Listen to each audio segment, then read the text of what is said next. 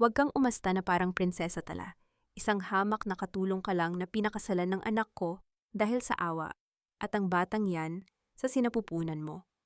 Isang sumpa lang yan sa magandang kinabukasan ni Tristan. Ang pores ni Doña Tiago ay matalas pa sa kutsilyong gamit ni Tala sa paghihiwa ng mga sangkap para sa hapunan. Nanigas ang buong katawan ni Tala habang nakatayo sa harap ng lababo. Ang mainit na singaw mula sa nilulutong paboritong sinigang ni Tristan ay humahaplos sa kanyang muka, ngunit ang pakiramdam niya ay tila binuhusan siya ng yelo sa gitna ng matinding taglamig. Dahan-dahang ibinaba ni Tala ang sandok. Hindi niya ito binitawan ng mabilis upang hindi lumikha ng anumang ingay na lalong magpapagalit sa kanyang biyanan. Ang kanyang mga daliri ay nanginginig at ang bawat pintig ng kanyang puso ay tila isang mabigat na tambol na umaalingaw-ngaw sa kanyang buong pagkatao. Sa loob ng kanyang sinapupunan, naramdaman niya ang isang bahagyang sipa, isang munting paalala ng buhay na kanyang pinoprotektahan. Mama, bakit niyo po sinasabi ang mga bagay na iyan?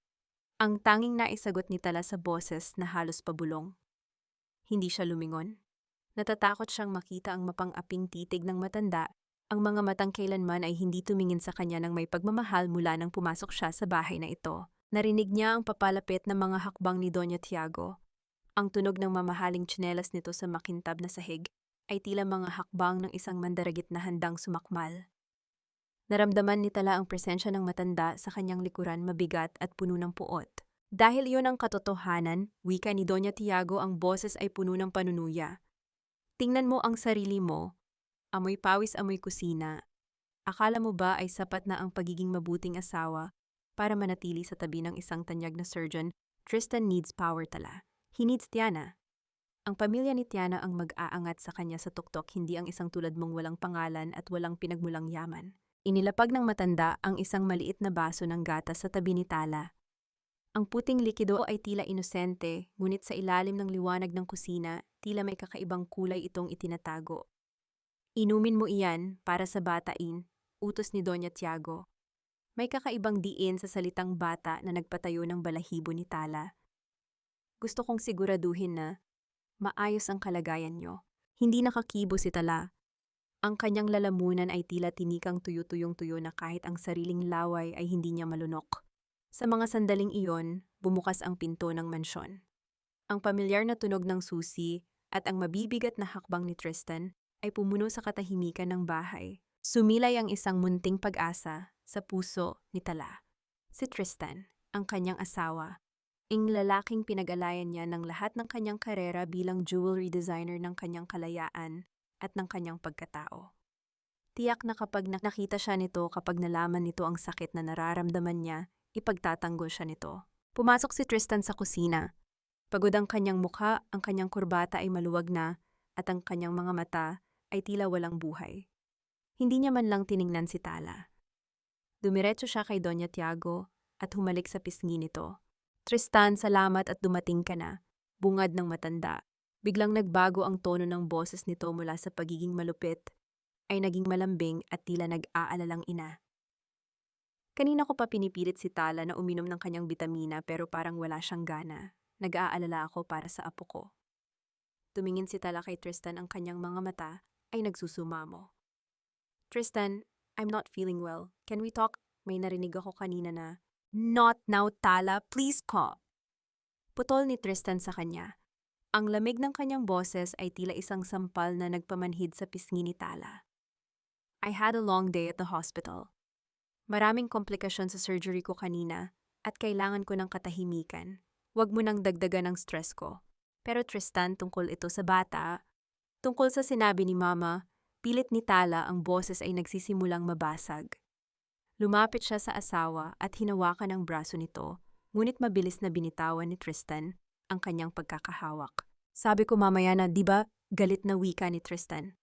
Humarap siya kay Tala nang may inis sa mga mata.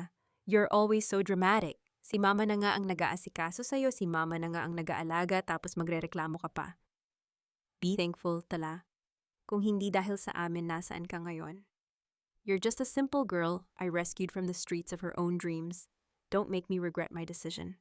Ang mga salitang iyon, rescued regret, ay tila mga matatalim na karayom na isa-isang bumaon sa puso ni Tala. Ang lalaking nangako sa kanya ng kailanman ay siya ring lalaking bumasag sa kanyang huling pag-asa. Napatingin si Tala sa baso ng gatas na inilapag ni Doña Tiago. Nakita niya ang palihim ng ngiti sa labi ng kanyang biyenan, isang ngiti ng tagumpay. Nanlambat ang mga tuhod ni Tala. Ang mundo sa paligid niya ay tila nagsimulang maglaho, naging isang malabo at madilim na anino. Ang amoy ng sinigang na kanina lang ay masarap sa pangamoy ay naging nakakasuka. Uminom ka na, Tala, para matapos na ito. Muling utos ni Doña Tiago, ang boses ay tila isang bulong mula sa kadiliman. Kinuha ni Tala ang baso. Ang lamig ng salamin ay dumaloy sa kanyang palad patungo sa kanyang puso. Tumingin siya kay Tristan, umaasang lilingon ito. Umaasang babawiin nito ang mga masakit na salita, ngunit ang kanyang asawa ay nakatalikod na abala sa pagtingin sa kanyang cellphone, marahil ay ka-text si Tiana. Sa bawat lagok ng gatas naramdaman ni Tala, ang pait na hindi galing sa likido, kundi mula sa katotohanang siya ay nag-iisa sa gitna ng mga taong itinuring niyang pamilya. Isang tahimik na luha ang pumatak mula sa kanyang mata, bumagsak sa puting gatas na wala at nabaon. Ano ang mas masakit? Ang laso na dahan-dahang pumapasok sa iyong katawan o ang katotohanang ang taong mahal mo ang siyang nag-abot sa iyo ng baso? Tumalikod si Tala at dahan-dahang naglakad patungo sa kanilang silid. Ang bawat hakbang ay tila isang paglayo sa buhay na kanyang pinangarap. Ang kadiliman ng hallway ay tila yumayakap sa kanya at sa bawat paghinga isang katanungan ang bumabalot sa kanyang isipan.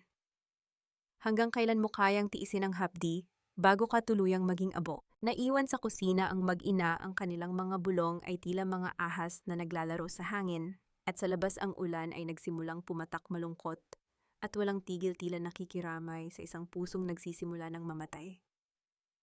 Pakilabhan mo ito, Tala. Siguraduhin mong kamay ang gagamitin mo dahil masisira ang mamahaling seda kapag inilagay sa makina. At nga pala, ayoko ng amoy ng detergent na ginagamit niyo, nakakasuka. Isang tumpok ng mga damit na kulay rosas at puti ang ibinato ni Tiana sa mukha ni Tala. Ang amoy ng mamahaling pabango na humahalo sa amoy ng pawis ni Tiana ay tila isang laso na sumasakal sa hanging nilalanghap ni Tala sa loob ng maliit na labahan. Nanatiling nakayuko si Tala. Ang kanyang mga kamay na dati ay bihasa sa paghawak ng mga mamahaling hiyas ay puno na ngayon ng mga paltos at sugat mula sa matapang na sabon at walang tigil na pagtatrabaho. Isang linggo na ang nakalilipas mula nang lumipat si Tiana sa mansyon. Ang dahilan, sabi ni Doña Tiago, ay pansamantala lamang habang inaayos ang mga dokumento para sa bagong investment sa ospital ni Tristan. Ngunit alam ni Tala ang totoo. Si Tiana ay hindi pa nauhin. Siya ang reynang unti-unting umaagaw sa trono habang si Tala ay ginagawang isang alipin sa sarili niyang tahanan. Bakit hindi mo pa sinisimulan, bingi ka na ba? Muling singhal ni Tiana habang nakasandal sa pinto, ang kanyang mga kuko ay bagong gawa at kumikinang sa ilalim ng bumbilya. Tapusin ko lang po itong nilulutong tanghalian ni Tristan, Tiana. Sandali lang. Mahinahong sagot ni Tala, bagaman ang kanyang boses ay tila isang tuyong dahon na madaling mapuputi. Sa isang iglap lumapit si Tiana at pinatay ang kalan. Ang tunog ng pag-ikot ng metal ay tila isang hudyat ng digmaan. Tristan is not coming home for lunch. May lunch meeting kami sa isang 5-star hotel.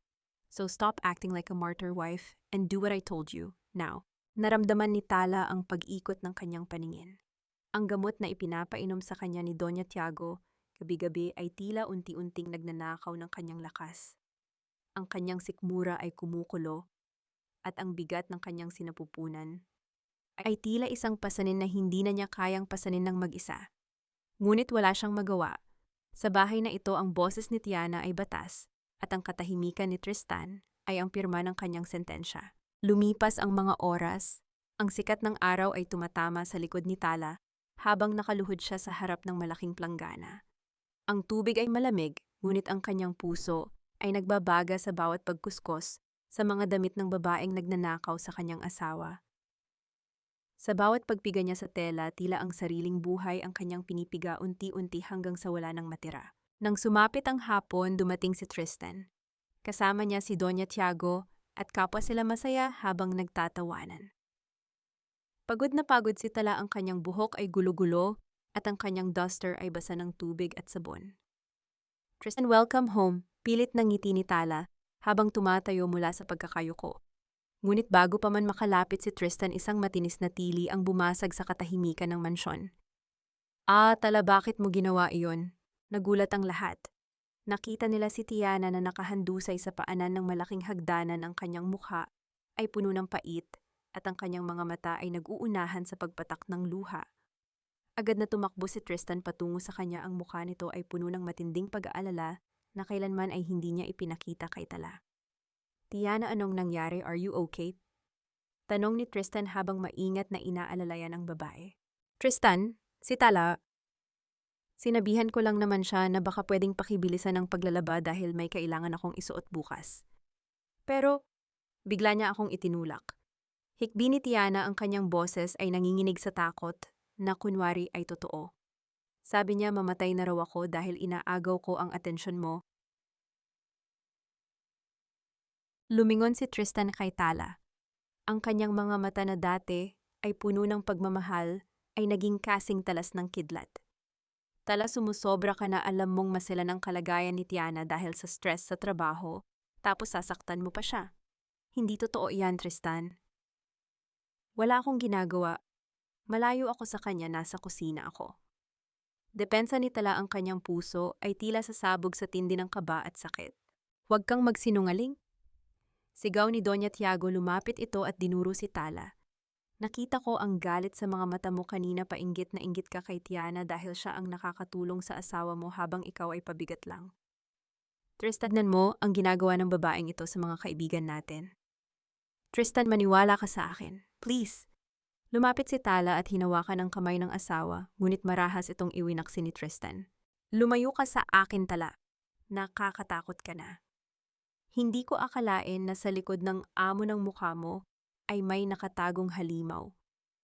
Malamig na wika ni Tristan. Binuhat niya si Tiana na parang isang prinsesa at nagsimulang maglakad paakyat sa hagdan. Naiwan si Tala sa gitna ng sala mag-isa, habang ang bawat mata sa loob ng bahay ay nakatingin sa kanya nang may pagkamuhi. Ang kanyang kamay ay napahawak sa kanyang tiyan. Ang sakit na nararamdaman niya sa kanyang puso ay nagsimulang dumaloy pababa, isang kakaibang kirot na nagpabagsak sa kanya sa kanyang mga tuhod. Naramdaman niya ang isang mainit na likido na dahan-dahang gumagapang sa kanyang binti. Tumingin siya sa ibaba at doon sa puting sahig ay nakita niya ang mantsa ng dugo, matingkad, malungkot at nagbabanta. Tristan, bulong niya, ngunit ang kanyang asawa ay nakapasok na sa silid ni Tiana at isinara ang pinto ng malakas. Hanggang kailan mo kayang isigaw ang katotohanan sa isang taong pinili ng maging bingi? At paano mo ililigtas ang isang buhay kung ikaw mismo ay unti-unti nang pinapatay ng mga taong dapat ay nagpoprotekta sa iyo? Nanatiling nakaluhod si Tala, ang kanyang mga mata ay nakapako sa dugong dahan-dahang kumakalat sa sahig, tila isang mapait na paalala na sa bahay na ito ang kanyang luha at dugo ay wala ring halaga. Huwag kang mag-inarte, Tala. Ang kaunting dugo na iyan ay hindi sapat para pagtakpan ang ginawa mo kay Tiana. Ang sakit na nararamdaman niya ngayon ay mas higit pa sa anumang drama na ipinapakita mo. Ang boses ni Doña Tiago ay tila isang hatol ng kamatayan na pumailan lang sa malamig na hangin ng sala. Habang si Tala ay nakaluhod pa rin, ang kanyang mga kamay ay nakadiin sa malamig na tiles, nararamdaman niya ang bawat patak ng kanyang buhay na dahan-dahang kumakawala. Ang pula ng dugo sa puting sahig ay tila isang mapait na sining ng pagtatraidor, isang kulay na nagsasabing ang lahat ng kanyang sakripisyo ay nauwi sa wala. Mama, ang anak ko, ang apo nyo. Ang tanging lumabas sa mga labi ni Tala bago siya muling binalot ng matinding kirot sa kanyang puson.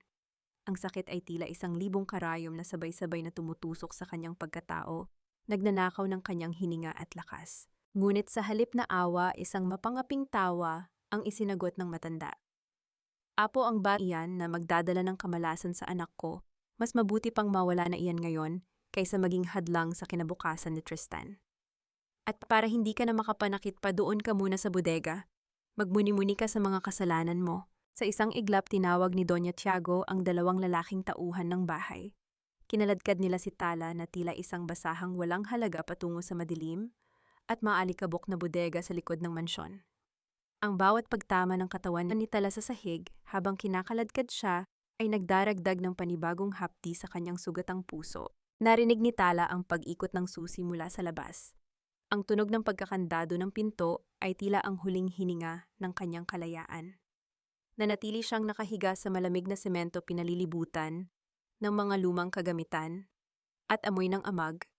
Ang kadiliman ay tila isang kumot na nagnanakaw ng kanyang pag-asa. Tristan, nasaan ka? Bulong niya sa hangin.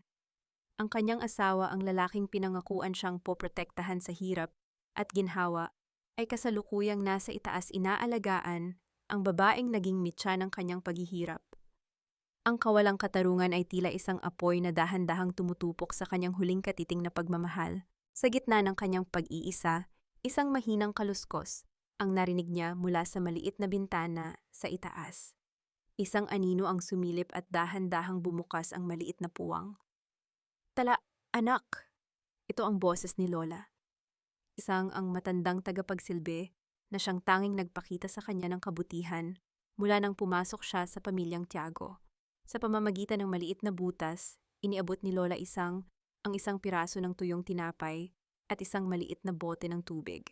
Lola, tulungan niyo po ako, ang bata. Umiiyak na pagsusumamo ni Tala. Patawarin mo ako, anak, wala akong magawa. Mahigpit ang utos ng Donya na huwag kang palalapitan. Bulong ni Lola Ang boses ay puno ng pait at pagsisisi, ngunit itago mo ito. Kainin mo para magkaroon ka ng lakas. Huwag kang susuko, Tala. May Diyos na nakakakita sa lahat. Ito ang golden moment sa gitna ng impyerno. Ang maliit na piraso ng tinapay ay tila naging pinakamasarap na pagkaing natikman ni Tala, hindi dahil sa lasa nito kundi dahil sa pagmamahal na nakapaloob dito. Sa gitna ng kalupitan ng mga taong mayaman ang isang mahirap na tulad ni Lola, isang ang nagpaalala sa kanya na tao pa rin siya. Ngunit ang ginhawa ay panandalian lamang. Nang sumapit ang hating gabi, ang lagnat ni Tala ay nagsimulang tumaas.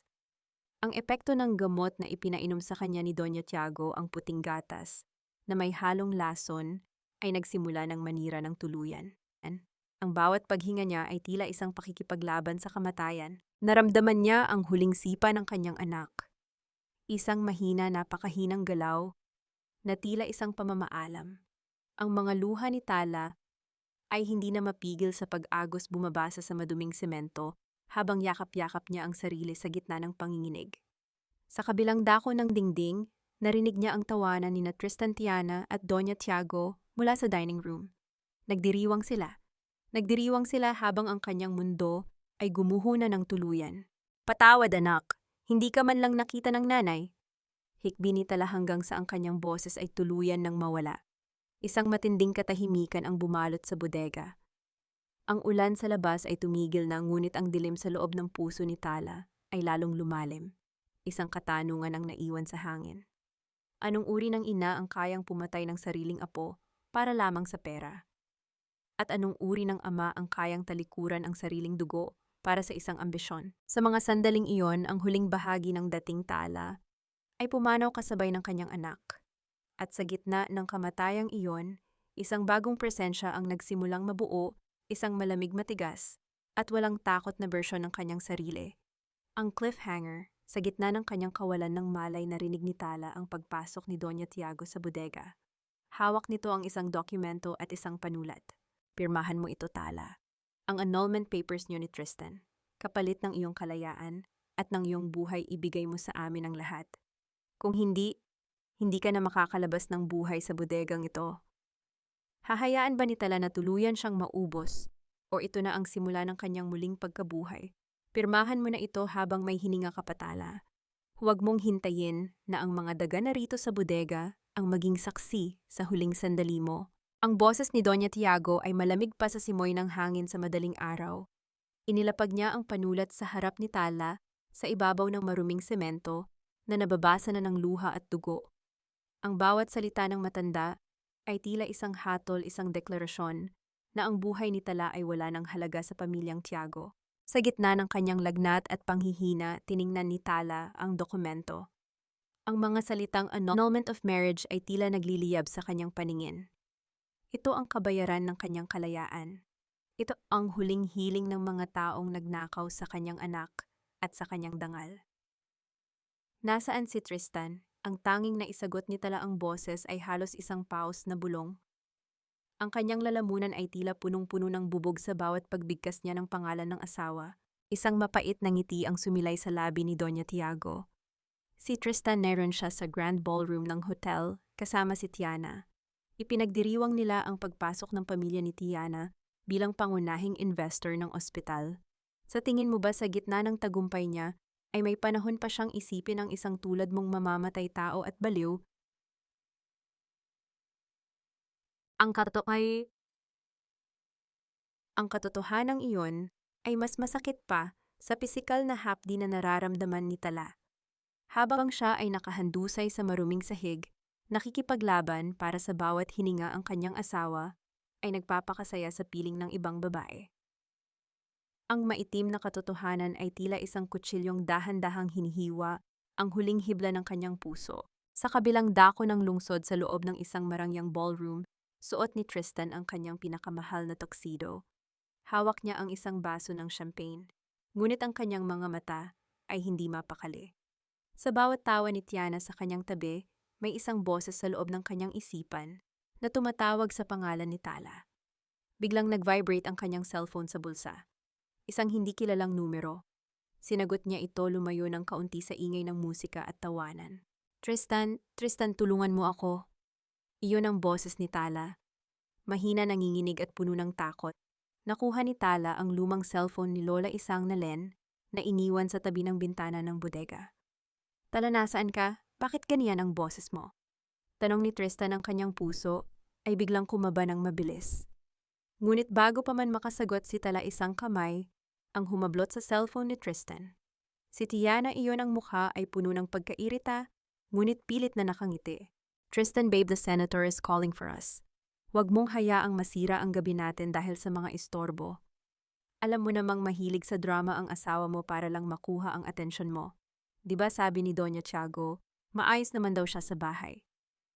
Wika ni Tiana habang dahan-dahang pinapatay ang tawag at ibinabalik ang cellphone sa bulsa ni Tristan. Pero Tiana, parang seryoso ang boses niya. Tristan, look at me. Putol ni Tiana, ang kanyang mga mata ay tila nanggigipit. Ngayong gabi, nakasalalay ang kinabukasan ng ospital mo. Gusto mo bang bumalik sa pagiging isang hamak na doktor na walang pangalan? O gusto mong maging pinakasikat na surgeon sa bansa? Pumili ka. Nanahimik si Tristan. Tumingin siya sa malayo sa direksyon ng kanilang mansyon, ngunit muli siyang humarap sa senator at kay Tiana. Pinili niya ang kinabukasan. Pinili niya ang ambisyon. Ang bawat hakbang niya palayo sa telepono ay tila isang pagtalikod sa huling pagkakataong iligtas ang kanyang pamilya. Balik sa bodega, narinig ni Tala ang mahabang tuot mula sa kabilang linya. Ang pag-asa ay tila isang kandilang biglang hinipan ng malakas na hangin. Binitawan niya ang cellphone ni Lola Isang at ang tunog ng pagbagsak nito sa semento ay tila ang huling tibok ng kanyang pusong nagmamahal. Ano, Tala, wala na ang tagapagtanggol mo? Wala na ang Tristan na akala mo ay mahal ka, pasot, pangungutya ni Doña Tiago. Kinuha niya ang buhok ni Tala at bahagyang iniangat ang ulo nito. Pirmahan mo na ito, ngayon din. Sa gitna ng kanyang matinding pighati, isang kakaibang pakiramdam ang lumaganap sa buong katawan ni Tala. Hindi na ito sakit, hindi na ito takot. Ito ay isang malamig at matigas na galit. Ang kanyang mga mata na dati ay puno ng luha ay naging kasing linaw ng kristal sa ilalim ng ilaw ng bombilya. Pipirma ako, wika ni Tala, ang boses ay hindi na nanginginig. Ngunit tandaan niyo ito, Doña Tiago, ang bawat patak ng dugo ng anak ko na nawala sa sahig na ito ay babayaran niyo ng higit pa sa yaman na mayroon kayo ngayon. Kinuha ni Tala ang panulat. Sa bawat letra ng kanyang pangalan na isinusulat niya sa dokumento, nararamdaman niya ang paglaya ng kanyang kaluluwa mula sa pagiging isang asawang mapagmahal. Ang Tala na kilala nila ay patay na. At sa bawat pagdausdos ng tinta sa papel, isang bagong reyna ang isinisilang sa gitna ng dumi at hirap. Nang matapos ang huling letra, kinuha ni Doña Tiago ang papel ng may kasakiman. Mabuti naman, ngayon mabulok ka rito hanggang sa maisipan naming ilabas ka. Lumabas ang matanda at muling narinig ni Tala ang pagkakandado ng pinto. Ang tunog ng metal na nagdidikit ay tila ang huling paalam sa kanyang lumang buhay. Nanatiling mag-isa si Tala sa dilim, yakap ang kanyang sarili, habang ang init ng lagnat ay tila nagiging apoy ng paghihigante. Ang cliffhanger sa gitna ng katahimikan, isang marangyang sasakyan ang huminto sa tapat ng gate ng mansyon ng mga Tiago. Hindi ito si Tristan. Hindi rin ito ang mga kaibigan ni Doña Tiago. Isang matandang lalaki na may hawak na tungkod na ginto. Ang bumaba ang kanyang mukha ay puno ng matinding galit habang nakatingin sa mansyon. Sino ang misteryosong lalaking ito at ano ang connection niya sa lihim na pagkatao ni Tala Inprimpaan? Tapos na ang lahat, Tala. Wala ka ng asawa, wala ka ng anak at wala ka na ring puwang sa mundong ito ng mga mararangal na tao. Ang tanging natitira sa iyo ay ang dumi sa sahig na kinahihigaan mo. Ang boses ni Doña Tiago ay tila isang malamig na hampas ng hangin na pumasok sa madilim na bodega. Hawak niya ang pinirmahang dokumento ni Tala. Itinataas ito na parang isang tropeyo ng kanyang tagumpay. Sa likuran niya ang liwanag mula sa pasilyo ay lumilikha ng isang mahabang anino na tila isang dambuhalang sasakmal sa lupaypay na katawan ni Tala. Sa mga sandaling iyon, si Tala ay nakahandusay pa rin sa malamig na semento. Ang kanyang duster, na dati ay kulay puti, ay puno na ng mantsa ng dugo at dumi isang mabuhay na larawan ng isang pusong nilapastangan. Habang ang kanyang yenan ay nagsasalita ng tungkol sa dangal at karangalan, ang mga kamay ni Tala ay dahan-dahang gumagapang sa kanyang bulsa. Doon naramdaman niya ang isang maliit at malambot na bagay, isang pares ng medyas ng sanggol na palihim niyang binilibuan na ang nakalilipas. Ang contrast ng malambot na tela sa kanyang magaspang at sugatang palad ay tila isang libong saksak sa kanyang kaluluwa.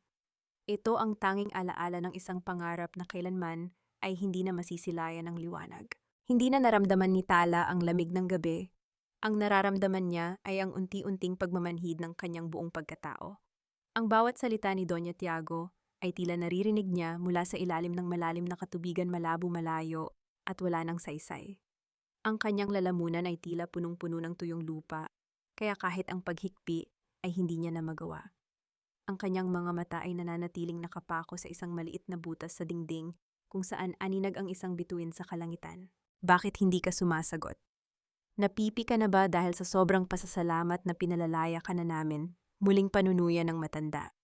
Humakbang ito palapit at bahagyang sinipa ang paa ni Tala gamit ang dulo ng kanyang mamahaling sapatos.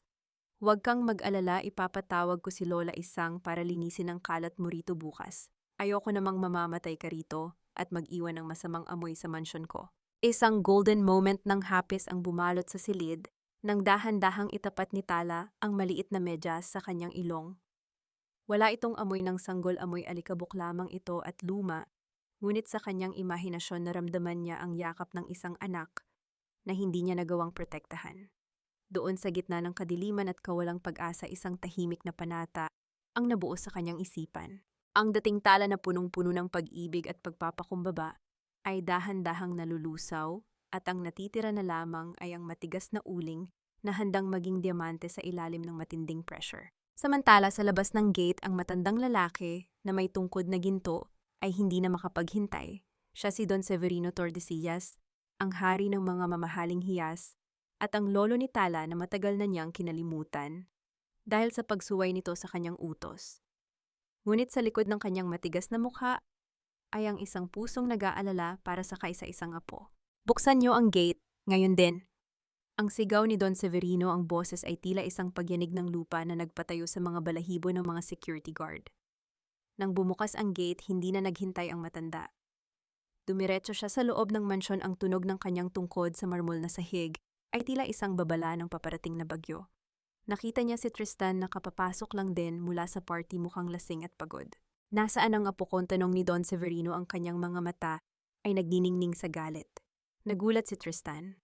Hindi niya kilala ang matandang nasa harap niya, ngunit ang awtoridad na dala nito ay nagpatahimik sa kanya. Sino po kayo? Anong apo ang sinasabi niyo? Nasaan si Tala? Muling sigaw ng matanda na nagpababa kay Doña Tiago mula sa ikalawang palapag. Anong kaguluhan ito? Sino ang matandang ito na basta na lamang pumapasok sa pamamahay ko? Singhal ni Doña Tiago, ngunit nang makita niya ang mukha ni Don Severino, biglang namutla ang kanyang mukha. Nakita na niya ang mukhang ito sa mga balita sa negosyo, ang pinakamayamang tao sa industriya ng mga hiyas. Nasaan ang apo ko bago ko ipagiba ang bahay na ito sa harap niyo? Malamig na wika ni Don Severino. Lumingon si Tristan kay Doña Tiago. At sa kanyang ina nakita niya ang isang takot na hindi niya kailanman nakita rito. Ang katahimikan sa loob ng sala ay tila isang mitsa na malapit ng sumabog. Tala, apo niyo si Tala. Nauutal na tanong ni Tristan habang ang kanyang mundo ay nagsisimulang gumuho sa isang katotohanang hindi niya inaasahan. Ang cliffhanger sa loob ng madilim na bodega narinig ni Tala ang pamilyar na boses ng kanyang lolo. Isang huling lakas ang kanyang ginamit para gumapang patungo sa pinto. Ngunit sa kanyang paggalaw, muling bumuhos ang dugo mula sa kanyang katawan at sa pagkakataong ito, ang kanyang paningin ay tuluyan ng nagdilim. Mamamatay ba si Tala bago pa siya mailigtas ng kanyang nakaraan? O ito na ang huling sandali ng kanyang pagiging biktima? Ano ang ginawa niyo sa aking apo? Mga hayop kayo. Pinatay niyo ang aking apo sa harap ng sarili ninyong pamamahay. Ang boses ni Don Severino ay hindi na lamang isang sigaw. Ito ay isang dagundong na nagpayanig sa bawat sulok ng mansyon ng mga Tiago. Sa kanyang harapan si Tristan ay nakatayo tulala at hindi makagalaw. Ang kanyang mga kamay ay nanginginig habang nakatingin sa dugo ang katawan ni Tala na karga-karga ngayon ng mga tauhan ni Don Severino mula sa madilim na bodega. Ang kaibahan ng eksena ay tila isang malupit na biro ng tadhana. Sa loob ng sala naroon pa rin ang mga tira-tirang dekorasyon mula sa huling party ni Doña Tiago. Mga mamahaling bulaklak, mga kristal na baso, at ang amoy ng mamahaling wine. Ngunit sa gitna ng lahat ng rangyang iyon, naroon si Tala maputla puno ng dumi at tila isang lantang bulaklak na itinapon sa basurahan.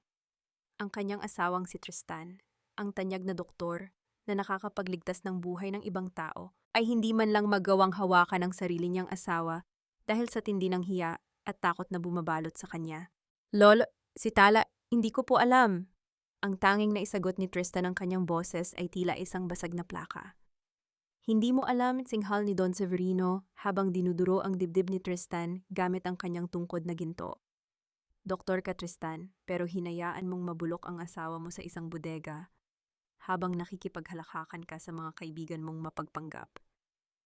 Isinusumpa ko hindi mo lang mawawala si Tala. Mawawala sa iyo ang lahat ng pinaghirapan mo. Mabilis na isinakay si Tala sa isang ambulansyang pag-aari ng Tordesillas Medical Center. Sa loob ng sasakyan, habang ang mga aparato ay tumutunog ng mahina bilang tanda ng kanyang nanghihinang pulso, si Tala ay nasa pagitan ng buhay at kamatayan. Sa kanyang panaginip nakita niya ang isang maliit na bata na tumatakbo palayo sa kanya sa isang madilim na parang. Sinubukan niyang habulin ito, tinawag niya ang pangalan ng kanyang anak. Ngunit ang tanging sumasagot sa kanya ay ang sariling eko ng kanyang pighati. Nang imulat ni Tala ang kanyang mga mata makalipas ang 3 araw, hindi na ang maruming kisame ng bodega ang kanyang nakita. Ang kisame ay puti malinis at may disenyong panghari. Ang hangin ay amoy lavender at malinis na linen. Ngunit pinakamalaking pagbabago ay hindi ang paligid, kundi ang nararamdaman niya sa loob. Ang maitim na kawalan sa kanyang puso ay napalitan ng isang malamig at matigas na desisyon. Wala nang luha na pumatak mula sa kanyang mga mata.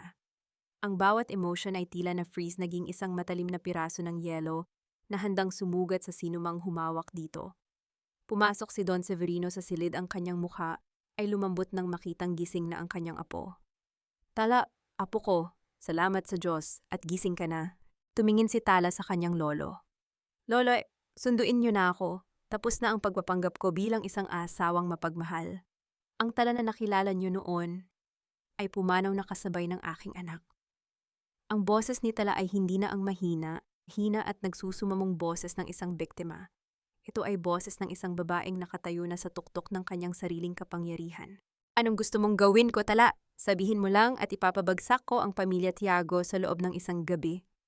Wika ni Don Severino, ang kanyang mga mata ay nag-aapoy sa pagnanais na ipaghiganti ang apo. Ngunit umiling si Tala ng dahan-dahan. Huwag lolo, masyadong mabilis ang isang gabi. Gusto kong makita silang unti-unting nawawalan ng hininga. Gusto kong maramdaman nila ang bawat sakit na naramdaman ko, ang bawat gutom, ang bawat insulto, at ang bawat patak ng dugo na nawala sa akin. Isang golden moment ng kanyang muling pagkabuhay, ang nangyari nang kunin niya ang isang salamin sa tabi ng kanyang kama. Tinitigan niya ang kanyang sariling refleksyon. Ang kanyang mga mata ay wala ng bahid ng pag-ibig para kay Tristan. Ang tanging naroon ay ang apoy ng isang reynang handang bawiin ang kanyang kaharian. Lolo, tawagan niyo ang aming abogado. Sabihin niyo sa kanya simulan na ang pag-takeover sa lahat ng utang ng ospital ni Tristan. At ang mansion ni na Doña Tiago, gusto ko sa akin nakapangalan ng titulo bago matapos ang buwang ito. Utos ni Tala ang kanyang mga daliri ay humahawak sa mamahaling seda ng kanyang kumot, isang malaking kaibahan sa magaspang na semento ng bodega. Samantala sa labas ng pintuan ng private suite, si Tristan ay nakatayo may dalang isang pumpon ng mga bulaklak. Gusto niyang pumasok, gusto niyang humingi ng tawad, ngunit hinarangan siya ng dalawang dambuhalang bodyguard na nakasuot ng itim. Sir, hindi po kayo pwedeng pumasok. Sabi ng pasyente wala raw siyang asawang nagngangalang Tristan Tiago. Malamig na wika ng isa sa mga guard. Nabitawan ni Tristan ang mga bulaklak. Ang mga talulot nito ay nagkalat sa sahig, tila ang kanyang sariling buhay na nagsisimula ng madurog. Sa loob ng silid narinig niya ang mahina ngunit matatag na tawa ni Tala, isang tawa na hindi na niya nakilala, isang tawang nagpapahiwatig na ang impyerno ay kasisimula pa lamang para sa kanya. Ang cliffhanger, sa gitna ng kanyang pag-iisa, kinuha ni Tala ang kanyang personal na cellphone at tinawagan ang isang numero na matagal na niyang hindi ginagamit. Hello, this is Tala Tordesillas. Prepare the press conference. I am coming back to claim my throne as the president of Tordesillas Gems. Ngunit sa kabilang linya, isang boses ang sumagot na nagpahinto kay Tala. Tala, akala ko ba patay ka na? Nakalimutan mo na ba ang kasunduan natin 10 taon na ang nakalilipas? Sino ang misteryosong tao sa kabilang linya at anong lihim ang itinatago ni Tala bago pa siya naging asawa ni Tristan? Ang bawat sulok ng bahay na ito ay amoy alikabok at pagsisisi, Tristan. Hindi mo ba napapansin mula nang wala si Tala tila nawalan ng kaluluwa ang bawat dingding na itinayo natin sa pamamagitan ng kanyang paghihirap? Ito ang mga salitang binitawan ni Lola. Isang habang dahan-dahang pinupunasan ng lamesa sa kusina, ang lamesang dati ay laging puno ng masasarap na putaheng niluto ni Tala ng may pagmamahal. Nakatayo si Tristan sa gitna ng sala, hawak ang isang baso ng alak, habang pinagmamasdan ang kawalan.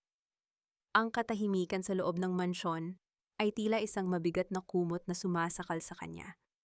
Isang linggo na ang nakalilipas mula nang makuha ni Don Severino si Tala, at sa loob ng isang linggong iyon, ang buhay ni Tristan ay naging isang mahabang bangungot ng pag-iisa.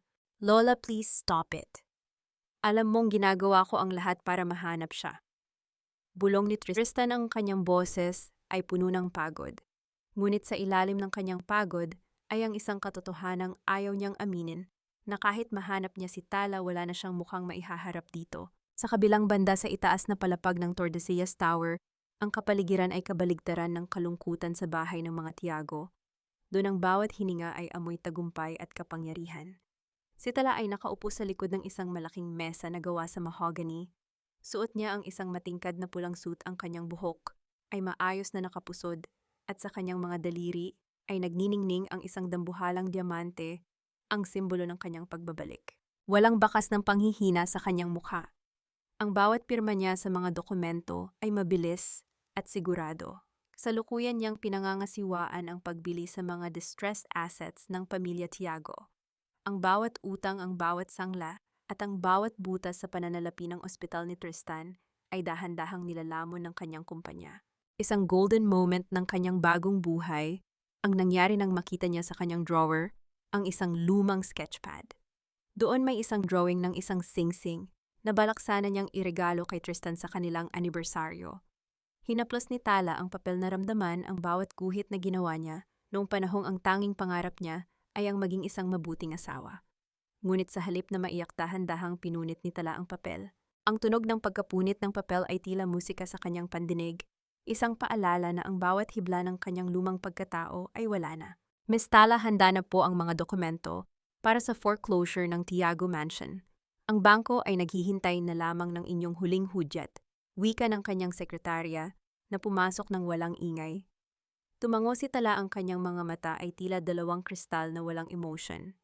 Gawin niyo na. Gusto ko bago lumubog ang araw bukas, alam na ni Doña Tiago na ang bahay na ipinagmamalaki niya ay hindi na kanya. Habang nangyayari ito, si Doña Tiago ay abala sa pakikipag-usap sa telepono sa loob ng kanyang silid. Tiana, siguraduhin mong ang tatay mo ay maglalabas ng pondo para sa ospital.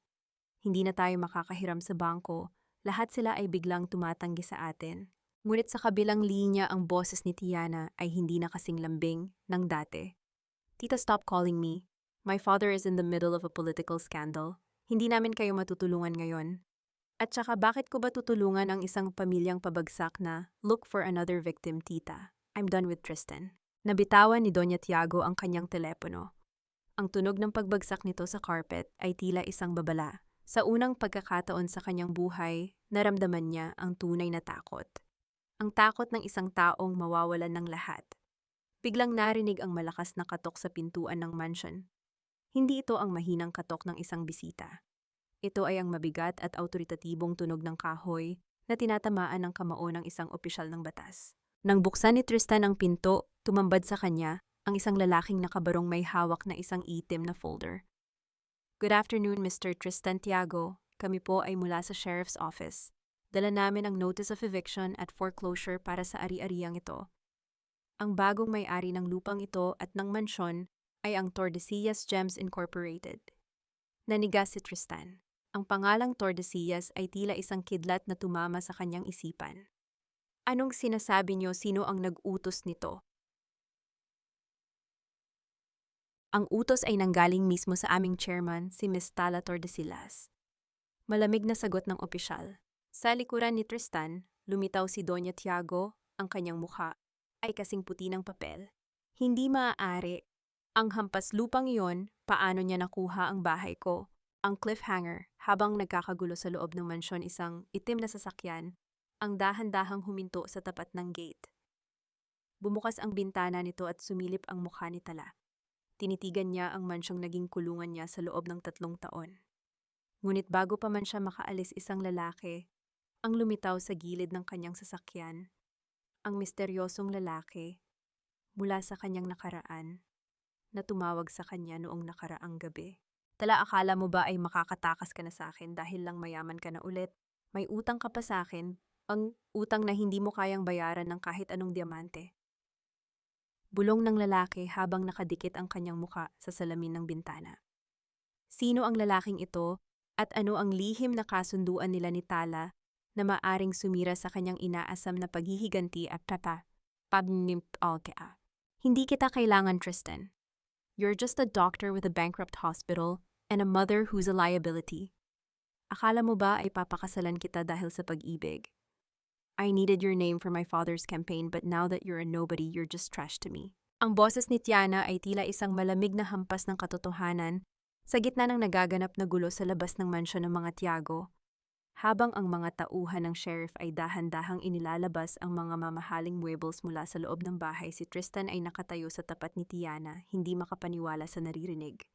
Ang babaeng inakala niyang magliligtas sa kanyang karera ay siya ring unang tumalikod sa kanya sa oras ng kanyang pinakamatinding pagsubok. Tiana, please, we had a plan. Bulong ni Tristan, ang kanyang mga mata ay puno ng pait. Iniwan ko si Tala para sa'yo. Sinira ko ang pamilya ko para sa suporta ng tatay mo. Isang matunog na tawa ang isinagot ni Tiana habang isinasara ang pinto ng kanyang kotse. That's your mistake, Tristan. You traded a diamond for a stone and now you're left with nothing. Don't ever call me again. Dumaloy ang katahimikan sa paligid habang pinapanood ni Tristan ang mabilis na pag-alis ng sasakyan ni Tiana. Sa kanyang likuran naroon si Doña Tiago nakaupo sa ibabaw ng kanyang mga maleta sa gilid ng kalsada, humihikbi ng walang tigil habang tinitingnan ang kanilang dating tahanan. Ang bawat hakbang ng mga tao sa paligid ay tila isang insulto sa kanilang bumagsak na dangal. Sa kabilang dako sa loob ng isang madilim at eksklusibong restaurant, si Tala ay nakaupo sa harap ng lalaking nagngangalang Lorenzo. Si Lorenzo ay isang anino mula sa kanyang kabataan, isang taong nakakaalam ng bawat lihim ng pamilya Tordesillas. Ang kanyang presensya ay tila isang paalala na ang bawat tagumpay ay may kaukulang presyo. 10 taon, Tala. 10 taon kang nagtago sa likod ng isang huwad na simpleng buhay, wika ni Lorenzo habang dahan-dahang iniikot ang wine glass sa kanyang kamay. Akala mo ba ay makakalimutan ko ang kasunduan natin? I gave you the chance to leave the Tordesillas empire to marry that weak doctor. But in exchange, you promised me your loyalty. At ngayon nagbabalik ka para bawiin ang trono nang hindi nagtatanong sa akin. Tinitigan ni Tala si Lorenzo ang kanyang mga mata ay walang bakas ng takot. Ang kasunduang iyon ay napako na nang mamatay ang aking anak Lorenzo.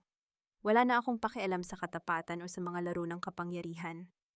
Ang tanging layunin ko ngayon ay ubusin ang mga taong sumira sa akin. Kunda't paano kung sabihin ko sa iyo na ang pagkamatay ng anak mo ay hindi lamang dahil sa lason ng biyanan mo?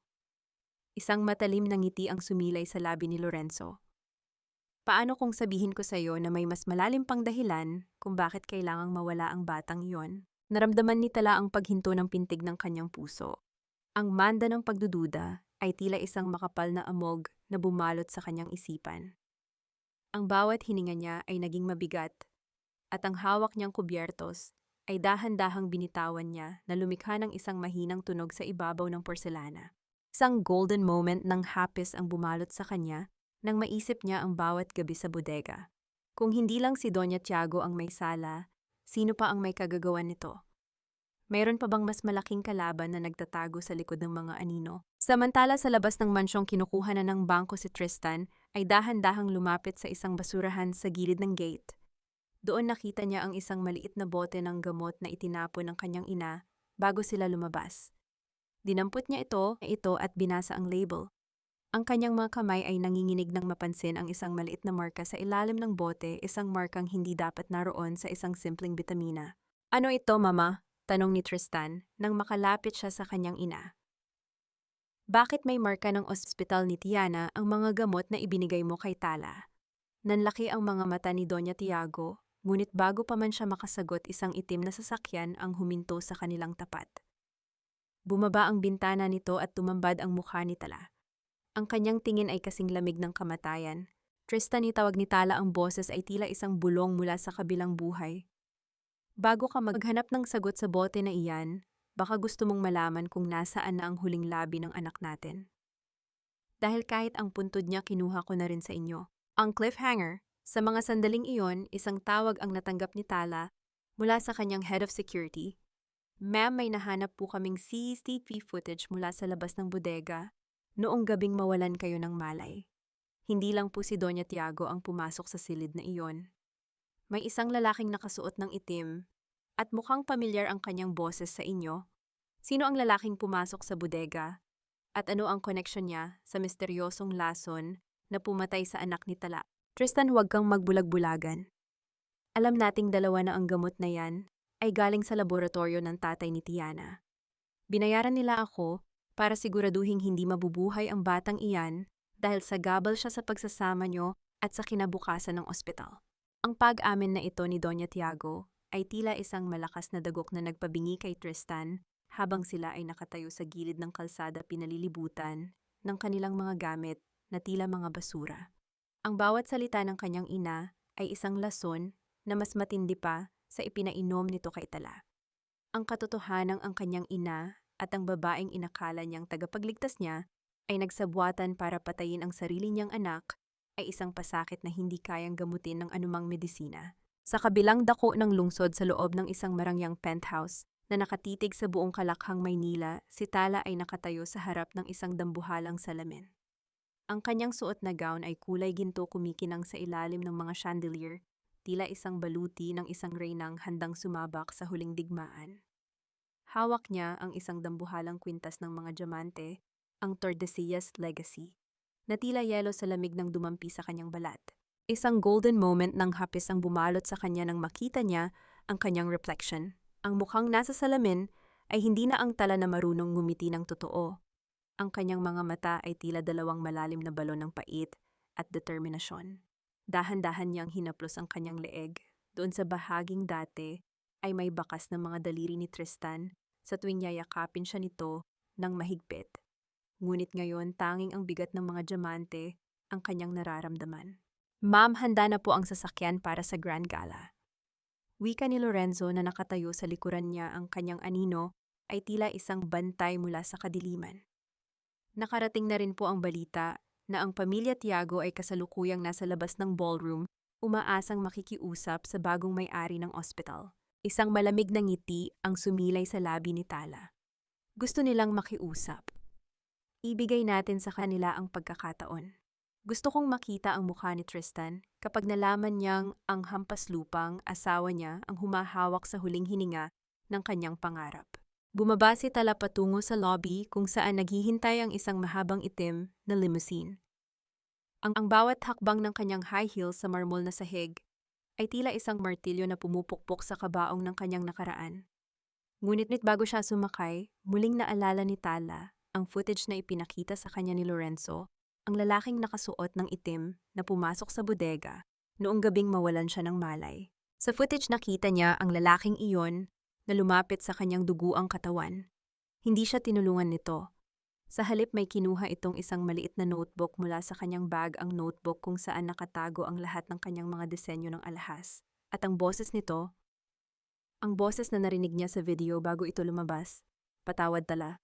Pero kailangan nating gawin ito para sa ikabubuti ng lahat," bulong ng lalaki sa video. Nanigas ang buong katawan ni Tala. Ang boses na iyon ay hindi kay Tristan. Hindi rin kay Lorenzo. Iyon ay boses ng kanyang sariling ama na akala niya ay matagal nang pumanaw. Isang matinding gulo ang namuo sa isipan ni Tala. Kung ang kanyang ama ay buhay pa, bakit nito hinayaang mangyari ang lahat ng ito? Bakit nito hinayaang mamatay ang sarili nitong apo? Pagdating sa hotel, kung saan gaganapin ang gala, bumukas ang pinto ng sasakyan at ang mga flash ng camera ay tila mga kidlat na sumalubong kay Tala. Sa di kalayuan nakita niya sina Tristan at Doña Tiago gusot ang mga damit at mukhang mga pulubi sa gitna ng karangyaan. Nakita ni Tristan si Tala. Nanlaki ang kanyang mga mata. Sinubukan niyang lumapit ngunit hinarangan siya ng mga bodyguard. "Tala-tala, kausapin mo ako. Totoo ba ikaw ba ang may-ari ng lahat ng ito?" Buitit babtapwam tiyatyapenal. Hindi siya tiningnan ni Tala. Nagpatuloy siya sa paglalakad patungo sa loob ng ballroom. Ang kanyang ulo ay nakataas, tila isang diyosa na hindi kayang abutin ng ordinaryong mortal, ang cliffhanger. Habang nasa loob ng ballroom, bago pa man makapagsalita si Tala sa entablado, isang lalaki ang lumitaw sa likuran ng kortina. Hawak nito ang mikropono at ang boses nito ay umalingaw-ngaw sa buong silid na nagpatahimik sa lahat ng mga panauhin. "Ladies and gentlemen, hindi lamang ang pagbabalik ng isang Tordesillas ang ating ipinagdiriwang ngayong gabi. Ipinagdiriwang din natin ang pagbubunyag ng isang lihim na 10 taon na nating itinatago. Ang katotohanan, si Tala Tordesillas ay hindi ang tunay na tagapagmana. Sino ang lalaking ito at anong baging pasabog ang dala niya na maaring muling magpabagsak kay Tala sa rurok ng kanyang tagumpay? Tamanta. Hindi siya ang tunay na Tordesillas. Siya ay isang anak sa labas na pinalit lamang para makuha ang yaman ng pamilyang ito." Ang sigaw na iyon ni Anton, ang lalaking biglang lumitaw sa entablado, ay tila isang malakas na kulog na nagpatahimik sa buong ballroom. Ang mga mararangyang panauhin ay napatitig, ang mga baso ng wine ay muntik ng mabitawan, at ang hangin ay tila naging kasing bigat ng tingga. Si Tala na nakatayo sa gitna ng liwanag ay nanatiling tuwid ang likod, ngunit sa loob ng kanyang dibdib, ang kanyang puso ay tila isang ibon na nagpupumiglas sa loob ng isang masikip na hawla. Tiningnan ni Tala si Don Severino. Ang matanda ay napahawak ng mahigpit sa kanyang tungkod, ang kanyang mga mata ay nanlilisik sa galit at gulat. Sa mga sandaling iyon, ang katahimikan ay mas masakit pa sa anumang hiyaw. Ang bawat mata sa loob ng silid ay tila mga hukom na naghihintay ng kanyang pagbagsak. "Sino ka para bastusin ang gabing ito?" ang malamig na tanong ni Tala. Ang kanyang boses ay hindi nanginginig, bagaman ang kanyang mga daliri ay bahagyang bumaon sa tilang sutla ng kanyang gown. "Ako ang anak ng tunay na tagapagmana na itinaboy niyo 10 taon na ang nakalilipas niyo singhal ni Anton habang iwinawagayway ang isang luma at kupas na birth certificate. Tala, akala mo ba ay malilinis mo ang iyong pangalan sa pamamagitan ng mga diamanteng iyan? Isang huwad ka lang, isang impostora na ginamit ni Don Severino para itago ang kahihiyan ng pamilyang ito." Sa labas ng ballroom, sa likod ng mga dambuhalang pinto, si Tristan ay nakikinig. Isang kakaibang kislap ng pag-asa ang sumilay sa kanyang mga mata. Kung mapapatunayan na si Tala ay hindi isang Tordesillas, mawawalan ito ng kapangyarihan. Babalik ito sa pagiging ordinaryong babae, ang babaeng maaari niyang muling kontrolin, ang babaeng maaari niyang muling iligtas. "Mama, naririnig mo ba iyon?" bulong ni Tristan kay Doña Tiago. Baka ito na ang pagkakataon nating mabawi ang lahat. Ngunit sa loob ng ballroom, hindi natinag si Tala. Isang golden moment ng katatagan ang namuo ng dahan-dahan niyang tanggalin ang dambuhalang kwintas sa kanyang leeg at ipinatong ito sa mesa sa entablado. Ang tunog ng diamante na tumama sa kahoy ay tila isang pagbitaw sa lahat ng material na bagay na nagtatali sa kanya sa sakit ng nakaraan. Kung ang tingin niyo ay ang kwintas na ito o ang apelidong ito ang nagbibigay sa akin ng halaga, nagkakamali kayo. Wika ni Tala, ang kanyang boses ay umalingaw-ngaw ng malakas at malinaw. Ang halaga ko ay hindi nanggaling sa yaman ng mga Tordesillas. Nanggaling ito sa bawat patak ng dugo at luha na ibinuhos ko habang inaapi niyo ako. Anton, kung gusto mo ang kumpanyang ito, kunin mo, ngunit ang dangal na binuo ko mula sa abo ng aking anak ay hinding-hindi mo mananakaw. Lumapit si Don Severino kay Tala at hinawakan ang kanyang kamay. Ang init ng palad ng matanda ay tila isang basbas. Tala ay aking apo, hindi dahil sa dugo, kundi dahil sa katapatan na ipinakita niya noong lahat kayo ay tumalikod sa akin. Siya ang tunay na tagapagmana ng aking puso. Ngunit bago pa man matapos ang madamdaming sandaling iyon, tumawa ng malakas si Anton. Isang tawang puno ng kamandag. Katapatan, Tala. Alam mo ba kung bakit namatay ang anak mo? Tanong ni Anton na nagpapatigil sa paghinga ni Tala. Hindi lang si Doña Tiago ang may sala. Ang iyong ama, ang ama na akala mo ay nagtatanggol sa iyo, siya ang nag-utos na lagyan ng laso ng gatas mo. Ayaw niyang magkaroon ng tagapagmana ang isang anak sa labas, na tulad mo. He wanted to wipe out your existence, Tala. Your own father killed your child. Ang bawat salita ni Anton ay tila isang matalim na palaso na tumama sa gitna ng puso ni Tala. Ang mundong binuo niya sa loob ng ilang buwan ay tila muling gumuho sa isang iglap. Ang katotohanang, ang sarili niyang ama ang mitya ng kanyang pinakamasakit na pagdurusa ay isang pasakit na hindi niya kayang dalhin. Naramdaman ni Tala ang pag-ikot ng paligid. Ang mga ilaw ay naging malabo at ang tinig ng mga tao ay naging isang nakatutulig na ingay. Dahan-dahan siyang napahawak sa gilid ng mesa, ang kanyang mga mata ay nanlalaki sa matinding pighati. Ang cliffhanger, sa gitna ng kaguluhan, isang lalaki ang pumasok mula sa likurang bahagi ng ballroom. Nakasuot ito ng itim na suit, may takip ang kalahati ng muka. Ngunit ang kanyang mga mata ay pamilyar na pamilyar kay Tala. May hawak itong isang maliit na recording device at dahan-dahang itinaas ito para marinig ng lahat. Hindi pa tapos ang kwento, Anton, pa. Wika ng misteryosong lalaki, dahil ang ama ni Tala ay hindi pumatay ng sinuman. Ang taong nasa likod ng lason ay ang taong kasalukuyang nakatayo sa tabi ni Tristan sa labas ng pintong ito. Sino ang lalaking ito at sino ang tunay na mastermind sa likod ng lahat ng trahedya sa buhay ni Tala Tarkantad? Gawin mo ang lahat, Tiago. Siguraduhin mong hindi sisibol ang binhi ng Tordesillas sa sinapupunan ng babaeng iyan. Kapag nawala ang batang yan, mawawala ang huling alas ni Severino at ang ospital niyo ang magiging pinakamalaki sa bansa.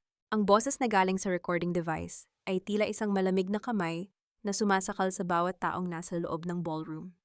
Ngunit para kay Tala, ang boses na iyon ay tila isang matalim na balaraw na paulit-ulit na itinusok sa kanyang dibdib.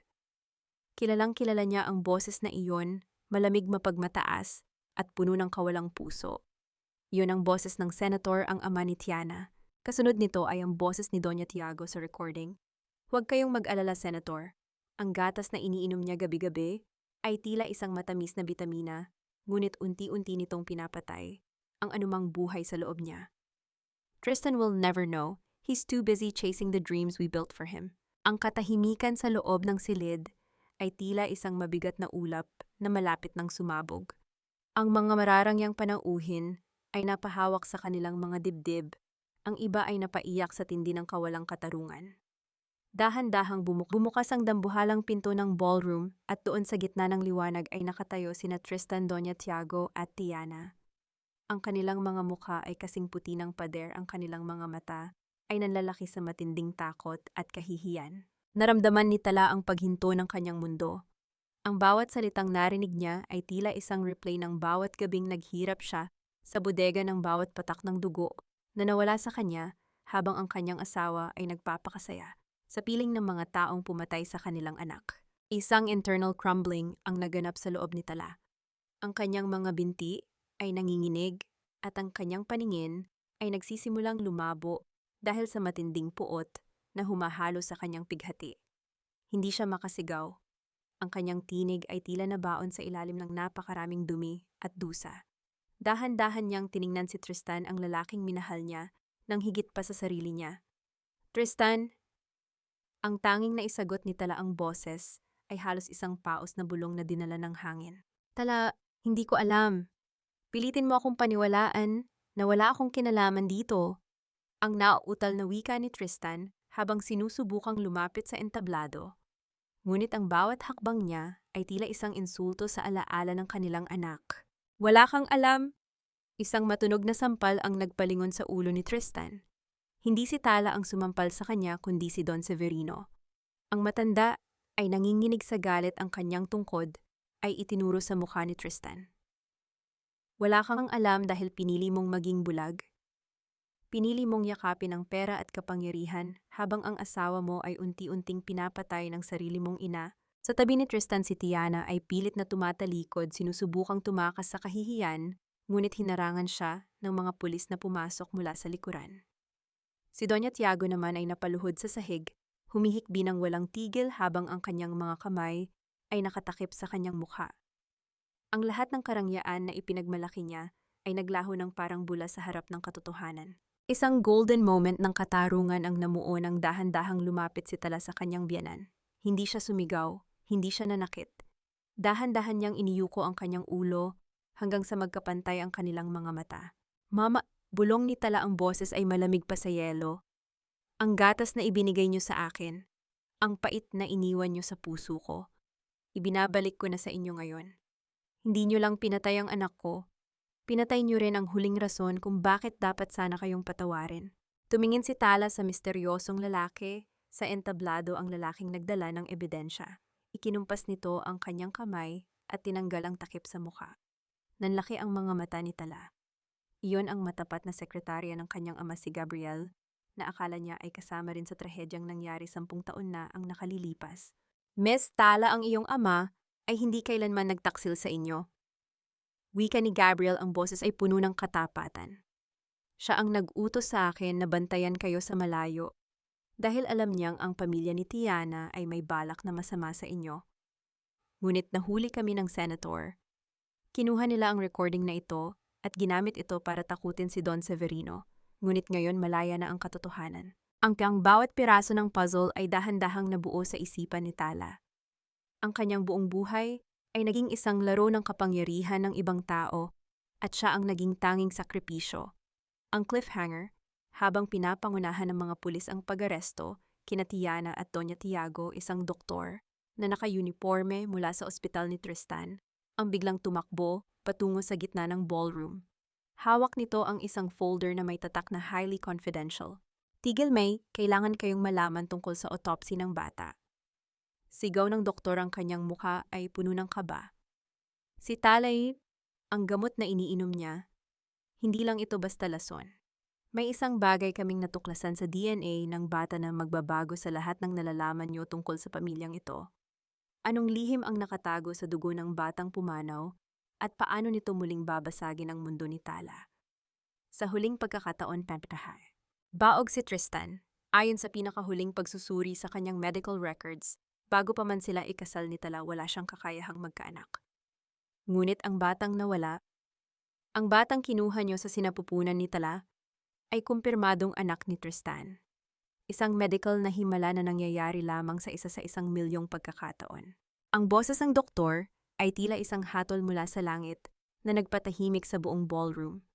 Ang bawat salita ay tumama sa dibdib ni Tristan na tila isang dambuhalang maso. Nanigas siya sa kanyang kinatatayuan, ang kanyang mga mata ay nanlalaki habang nakatingin sa puting folder na hawak ng doktor. Ang katotohanang pinatay niya or hinayaan niyang patayin ang kaisa-isang pagkakataon niyang maging ama ay isang parusang mas matindi pa sa kamatayan. Lumingon si Tristan kay Doña Tiago, ang kanyang mukha ay puno ng matinding pighati at galit. Mama, narinig niyo ba ang batang ipinapatay niyo? Ang batang itinuring niyo na sumpa ay ang kaisa-isang apo na magpapatuloy sana ng ating lahi. Pinatay niyo ang sarili nating dugo dahil sa pera. Humikbi ng malakas si Doña Tiago, ang kanyang katawan ay nanginginig habang pinalilibutan siya ng mga pulis.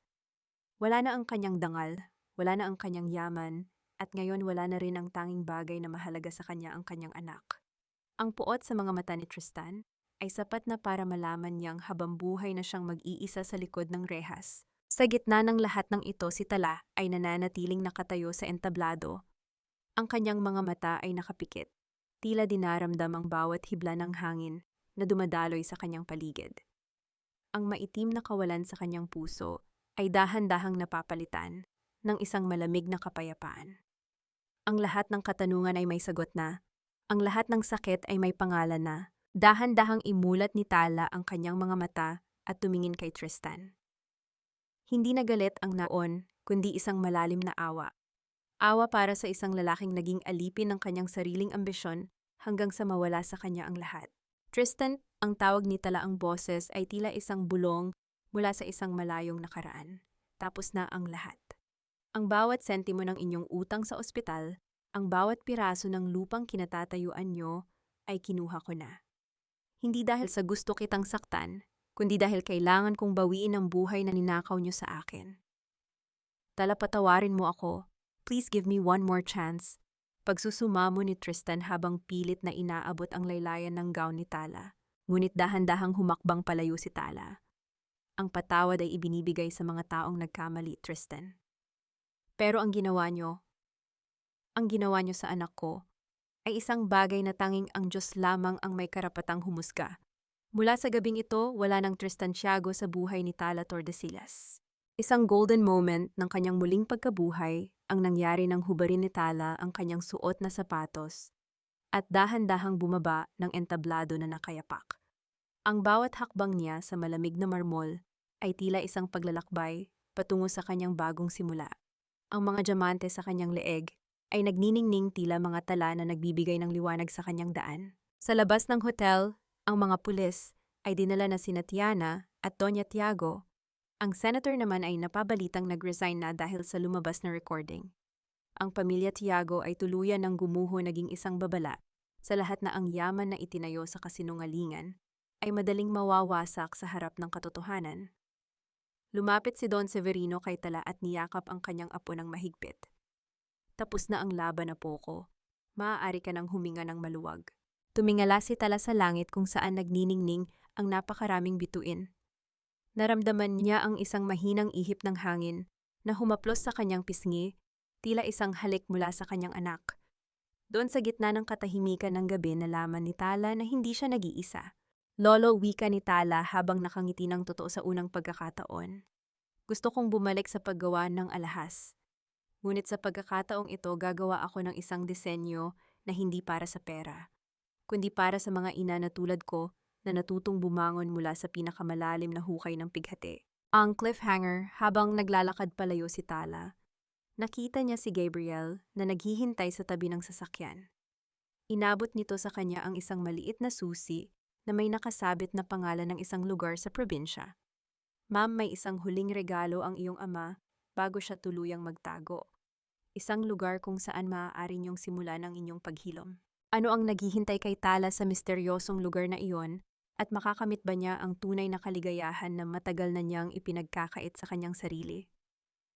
Ang pinakamagandang hiyas ay hindi yaong nanggaling sa pinakamalalim na minahan, kundi yaong dumaan sa pinakamatinding apoy at nanatiling nagniningning.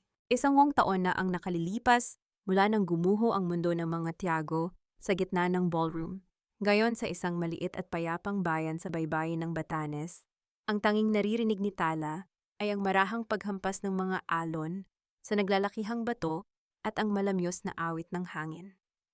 Wala rito ang ingay ng syudad, ang amoy ng usok, at ang mapagpanggap na ngiti ng mga taong mayayaman.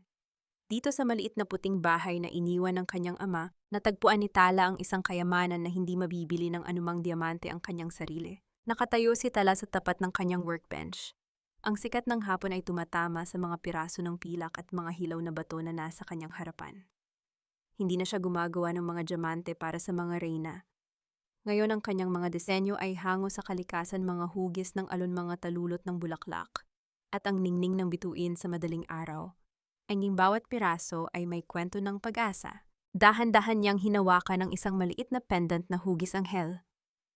Ito ang kanyang golden moment ng bawat araw, ang sandali kung saan naaalala niya ang kanyang anak nang walang pait kundi may ngiti sa kanyang mga labi. Alam niyang saan man naroon ang kanyang munting anghel, ito ay payapa at masaya. Ma'am Tala, may sulat po para sa inyo mula sa Maynila, wika ni Gabriel habang dahan-dahang pumapasok sa silid. Nanatili si Gabriel sa tabi ni Tala, hindi bilang isang bodyguard, kundi bilang isang matapat na kaibigan at katuwang sa kanyang muling pagbangon. Binuksan ni Tala ang sulat. Ito ay mula sa kanyang abogado. Ibinalita nito na ang apela ni Doña Tiago at Tiana ay tinanggihan ng korte. Sila ay mananatili sa loob ng rehas sa loob ng mahabang panahon. Si Tristan naman ay balitang nagtatrabaho na bilang isang volunteer doctor sa isang malayong baryo malayo sa karangyaan at teknolohiya ng malalaking ospital. Sinasabing bawat buwan ay bumibisita ito sa isang maliit na puntod sa sementeryo. Bit-bit ang mga puting rosas na laging nalalanta sa tabi ng marmol. Galit ka pa ba sa kanila talaga? Tanong ni Gabriel nang mapansin ang katahimikan ng babae. Tumingin si Tala sa malayo doon sa kung saan nagtatagpo ang langit at dagat. Ang galit, Gabriel, ay isang mabigat na pasanin. Matagal ko na itong ibinaba sa dalampasigan. Hindi dahil sa karapat-dapat silang patawarin, kundi dahil karapat-dapat ang puso ko sa kapayapaan. Patawad na ang ibinigay ko sa sarili ko dahil hinayaan kong masaktan ako ng ganoon katagal. Ito ang tunay na tagumpay ni Tala. Hindi ang pagbawi sa yaman ng mga Tordesillas, kundi ang pagbawi sa kanyang kaluluwa mula sa kadiliman. Ang bawat sugat sa kanyang puso ay naging mga pilat na nagsisilbing medalya ng kanyang katatagan. Inayos ni Tala ang kanyang buhok at dahan-dahang lumabas ng bahay. Ang sikat ng araw ay tila isang mainit na yakap sa kanyang balat. Sa malayo nakita niya ang kanyang lolo na si Don Severino na naglalakad sa tabing dagat, mukhang mas bata at mas malusog kaysa noong nakaraang taon. Lolo, hintayin niyo ako. Tawag ni Tala, ang kanyang boses ay puno ng sigla at tunay na ligaya. Sa bawat hakbang niya sa maputing buhangin, nararamdaman ni Tala ang kagaanan ng kanyang pagkatao. Ang bawat paghinga niya ay tila isang panalangin ng pasasalamat. Ang paghilom ay hindi isang mabilis na proseso, kundi isang mahabang paglalakbay na kailangang tahakin ng may tapang at pananampalataya. Habang lumulubog ang araw at nagkukulay kahel ang kalangitan, isang kaisipan ang nanatili sa isipan ni Tala. Ang buhay ay parang isang alahas. Kailangan itong dumaan sa paghubog, pagpapakinis, at minsan ay sa matinding sakit, para lamang lumabas ang tunay nitong ganda. At siya, si Tala Tordesillas, ay isang hiyas na kailanman ay hindi na muling magdidilim. Ang kwento ng kanyang pighati ay tapos na. Ngayon ang kwento ng kanyang kaligayahan ang nagsisimula pa lamang. Sa bawat paglubog ng araw sa dalampasigan ng Batanes, baon ni Tala ang isang pusong malaya at ang pangako ng isang bagong umagang puno ng pag-asa. Dito nagtatapos ang paglalakbay ng isang hiyas na dumaan sa apoy, ngunit dito rin nagsisimula ang isang buhay na wala ng bahid ng pait at pighati. Mga mahal naming tagapakinig, mula sa kailaliman ng aking puso, nais kong magpasalamat sa inyong walang sawang pagsuporta at pakikinig hanggang sa huling yugto ng kwentong ito. Habang isinusulat ko ang bawat kabanata, lalo na ang mga sandali ng matinding paghihirap ni Tala sa loob ng bodega, at ang hapdi ng pagkawala ng kanyang anak, tila ba naramdaman ko rin ang bawat kirot at bawat patak ng kanyang luha. Hindi naging madali ang paghabi sa damdamin ng isang inang nawalan, ng isang asawang pinagtaksilan, at ng isang babaeng pilit na ibinabangon ang kanyang dangal mula sa abo ng kawalang katarungan. Ang kwentong ito ay hango sa mga totoong karanasan ng katatagan at sakripisyo na madalas nating makita sa ating paligid. Ito ay isang paalala na sa likod ng bawat madilim na gabi, laging may bituing nagniningning na naghihintay na masilayan. Ang pagpapatawad ay hindi kailanman tanda ng kahinaan. Ito ang pinakamataas na anyo ng katapangan, ang sining ng pagpapalaya sa sarili mula sa gapos ng nakaraan. Tulad ng isang maliit na butil ng binhi sa ilalim ng lupa, kailangan nating dumanas ng dilim at bigat bago tayo tuluyang sumibol at mamulaklak sa ilalim ng sikat ng araw. Ngunit bago tayo tuluyang magpaalam sa mundong ito, ni Tala at Tristan, nais kong iwanan sa inyo ang isang katanungan na naway magsilbing refleksyon sa inyong mga puso. Kung ikaw ang nasa kalagayan ni tala, kaya mo rin bang patawarin ang taong nagnakaw ng iyong pangarap at pumatay sa iyong tiwala? O ang katahimikan at paglayo ba ang tanging paraan para makamit mo ang tunay na paghilom? Sana ay nag-iwan ang kwentong ito ng isang munting liwanag at inspirasyon sa inyong mga buhay. Huwag po nating kalimutang ibahagi ang inyong mga saloobin at mag-iwan ng komento sa ibaba. Ay like at ibahagi ang video na ito sa inyong mga kaibigan at mahal sa buhay upang mas marami pa tayong maabot na pusong nangangailangan ng pag-asa. Ang inyong bawat suporta ay nagsisilbing lakas para sa amin na patuloy na lumikha ng mga kwentong tumatagos sa kaluluwa. Hanggang sa muli nating pagkikita sa susunod na yugto ng buhay, drama at pag-ibig. Maraming salamat po at naway manatiling nagniningning ang inyong mga sariling tala sa gitna ng anumang baon ng buhay.